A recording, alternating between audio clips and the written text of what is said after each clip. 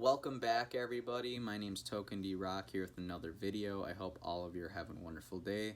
In today's video, we're going to be talking about some updates to the amendment with the infrastructure bill. Going to be going over a major theater company here in the US that's looking to accept Bitcoin payments by the beginning of 2022. Big stuff. And we've got Pet Rocks. Yes, Pet Rocks. NFTs.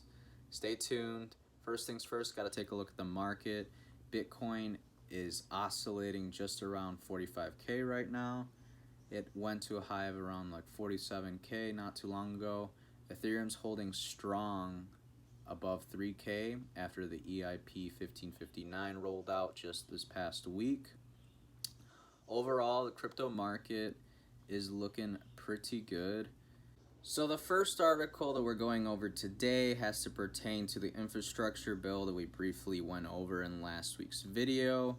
Essentially, the US Congress is pushing forward this $1 trillion plus infrastructure bill, and inside of it, to pay for it, they're going to be going after crypto brokers for taxes. Now, this is only going to make up roughly $25 to $30 billion worth of the infrastructure bill. And the language that was used originally in this particular amendment of the bill was very unclear as to who would be considered a crypto broker, essentially. So you had Senators Sinema, Portman, and Warner being very broad with the language of who qualified as a crypto broker.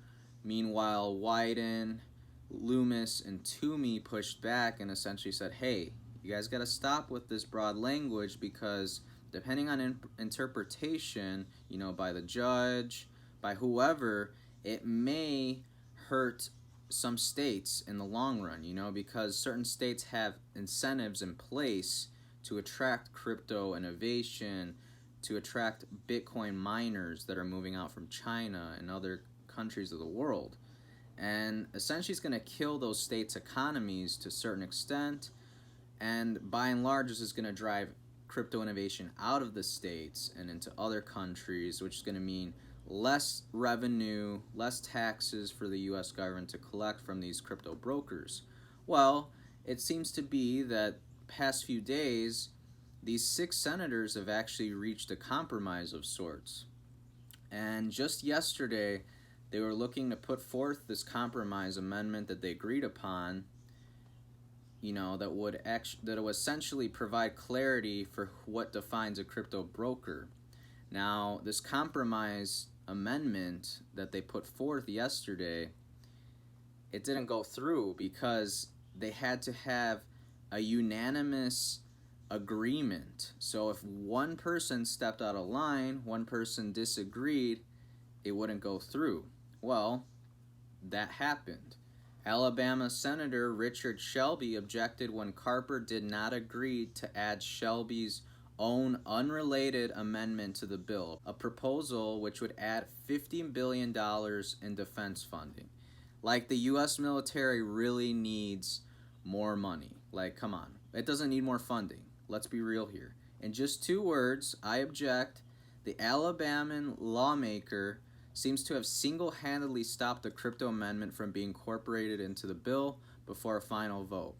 Though the infrastructure deal could still be modified in the House of Representatives if passed in the Senate, any amendment would require different lawmakers and likely different compromises. So Senator Toomey was very upset with Richard Shelby's objection, considering him and several other senators, including Senators Sinema, Portman, Warner, Loomis, and Wyden, had been spending the past few days on a compromise trying to figure out who qualifies as a crypto broker. He also reiterated that miners, stakers, hardware, software providers, and software developers would likely be required to provide information that they don't have and can't get a hold of. In his own words, all I want to do is have a vote on an amendment that fixes this in a way that has bipartisan agreement, in a way that constrains this to apply narrowly to the people who are actually intermediaries running a centralized exchange who have this information. So you have your Coinbases, your Binances, your Voyagers, your Anchor, your Gemini, etc. Those are your centralized exchanges. This is exactly who Senator Toomey and others are trying to target as the intermediaries, the brokers, essentially. He added, "We'll be back on this because we'll do a lot of damage. Who knows how much innovation we're going to stifle? Who knows what kind of new apps never emerge because of this? It's hard to predict what kind of completely impossible mandate results in, but it's not good, and it's going to bring us back here trying to clean up a mess which we could have prevented." Key thing here to point out, though, is that it's unlikely that there is a path forward for the crypto amendment in the Senate before going to final vote this week. Should the bill pass, it would still need to go through the House before being signed into law by President Joe Biden. Just like you, I have no idea what to expect when it comes to this amendment and the infrastructure bill. I'm hoping that the language is kind of along the lines with Senator Toomey, where the only crypto brokers are essentially the centralized exchanges. In my opinion, it just makes sense to keep the language as specific and as narrow as possible. That way there's none of this, "Oh, well, I interpreted the law as such," and then you have a bunch of people getting imprisoned for not paying the proper amount of taxes because the language in the amendment was not clear. So I think let's make this as simple as possible. Let's not overcomplicate things. Let's not shoot ourselves in the foot. That's just my 2 cents. Our next article has to do with AMC theaters planning to accept Bitcoin as a form of payment by 2022. It's pretty big stuff. Just yesterday, in a conference call regarding the firm's Q2 results, AMC chairman and CEO Adam Aron revealed that the cinema chain AMC Theaters intends to have the infrastructure ready to go to be able to accept Bitcoin payments for online movie tickets by the end of 2021. He made an interesting claim shortly thereafter, reporting strong demand for buying movie tickets with crypto from the firm's customers. This is a pretty big claim here, but if it's true, I think what we're seeing is we're seeing a crossover of sorts.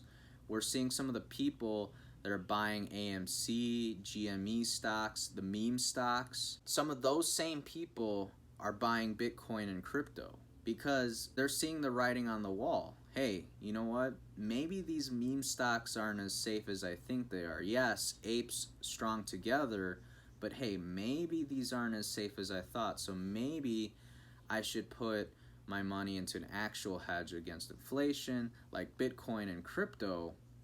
So again, like I said, I think if this statement's true, what we're seeing is some crossover. Another thing that he pointed out was the difference in Q2 results from this year from last year. This year, for example, AMC had $444 million in revenue compared to last year's Q2 2020's results being $18.9 million in revenue. So night and day difference here. Another weird claim that he made was that he just learned about crypto assets this year after being elected to the board of Centricus Acquisition Corporation on May 6th, just roughly 3 months ago, and 1 week before Centricus acquired blockchain technology firm Arkit. Very unbelievable, Chairman. I'm sorry. But I like the idea that you can use Bitcoin as a form of payment to buy an online movie ticket. Options there. I personally probably won't use this option, but it's cool to have it there nonetheless. Widespread adoption is here. You guys trying to drop 6 figures on a pet rock NFT? Well, the latest craze to resurface in the effervescent NFT scene is a collection of digital pet rocks from 2017 dubbed Ether Rocks. Just 2 days ago, one of them sold for a whopping 45 ETH. This is what it looks like. It sold for roughly $135,000. An NFT pet rock. This is hilarious. Ether Rock was one of the first crypto collectible NFTs issued on the Ethereum blockchain, following shortly after CryptoPunk's launch back in June 2017. Every Ether Rock showcases a still image of a stone, with each token donning a unique color, being identical in shape and size. Only 100 Ether Rocks will ever be minted, with the project's smart contracts having been deployed on December 25th, 2017. And according to Etherscan, the first Ether Rock appears to have been sold just a day later for 0.099 ETH, worth roughly 300 at the time. I don't think that statement is correct. I think the person who wrote this article is taking this worth roughly 300 at the time as of the time that he wrote the article. I don't think Ethereum was anywhere near this price point around this time back in 2017, even though we were in a bull run.